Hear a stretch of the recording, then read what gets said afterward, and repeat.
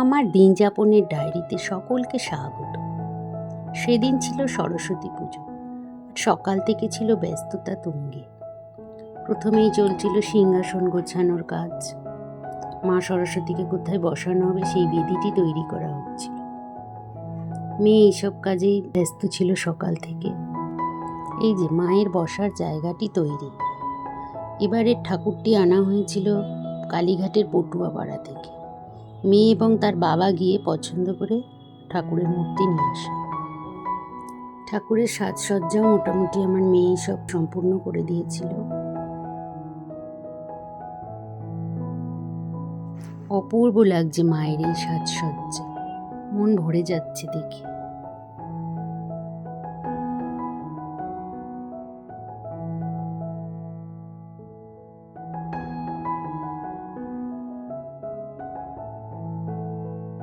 মায়ের আসনটি যাতে দেখতে আরো সুন্দর লাগে তাই কাগজ কেটে দুটো হাঁস বানিয়ে পিছনে লাগিয়ে দিয়েছিল মেয়ে। হারমোনিয়ামকে বেদি বানিয়ে প্রতি বছর আমরা মায়ের পুজো করি, আর সঙ্গে দেওয়া হয় গিটার, ঘুঙুর, মেয়ের বই খাতা, এছাড়া আমাদের সকলের পেন, যাতে মায়ের আশীর্বাদ সবসময় আমাদের ওপরে থাকে। বেশ কয়েক রকমের ফল কেটে মায়ের সামনে দিয়েছিলাম, আর কুল তো ছিলই। এছাড়া নৈবেদ্য, মোয়া, চিড়ে, দই, খই, মুড়কি, মিষ্টি এগুলো দিয়েই মায়ের আরাধনা করতে চেষ্টা করেছি। তবে একটা মজার বিষয় হলো, আমি কিন্তু এখনও যতদিন না সরস্বতী পুজো হয় কুল খাই না।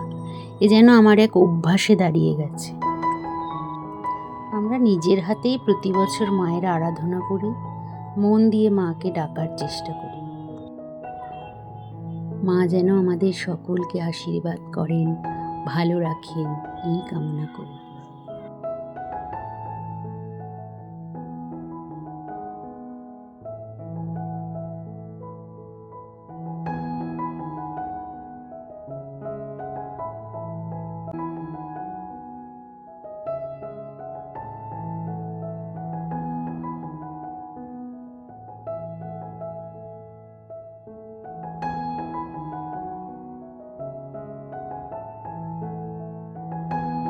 পুজোর দুপুরে ছিল ফ্রাইড রাইস, বেগুনি আর আলু ফুলকপির তরকারি।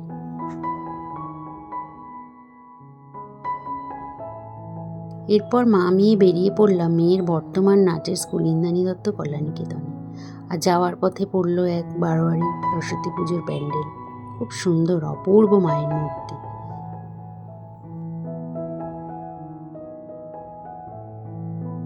এরপর সেখান থেকে গেলাম রবীন্দ্র সরোবরের এক পুষ্প প্রদর্শনীতে। আর মেয়ের বাবা তার নিজের স্কুলে সরস্বতী পুজো অ্যাটেন্ড করে আমাদের সাথে যোগ দিল। অপূর্ব ছিল এই প্রদর্শনী। চারিদিকে ফুল, ফল, গাছ, মনোমুগ্ধকর পরিবেশ। আর গাছ আমার ভীষণ প্রিয়। আমার নিজেরও বাড়িতে বেশ কিছু গাছের সংরক্ষণ আছে, একদিন পারলে দেখাবো সবাইকে। এই দেখুন ডালিয়া, চন্দ্রমল্লিকা, গোলাপ, বিভিন্ন বনসাই, ফল, অনেক কিছু ছিল।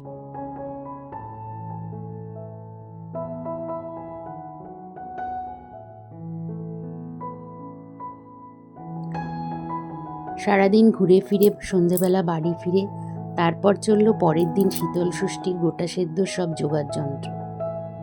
আমার শ্বশুরবাড়ির নিয়ম আছে শীতল ষষ্ঠী, ওদিন গোটা সেদ্ধ করা হয়, শিলকে পুজো করা হয়, আর সারাদিন কোনো গরম জিনিস না খেলেই ভালো। আগের দিন রাত্রে রান্না করে রেখে দিতে হয়।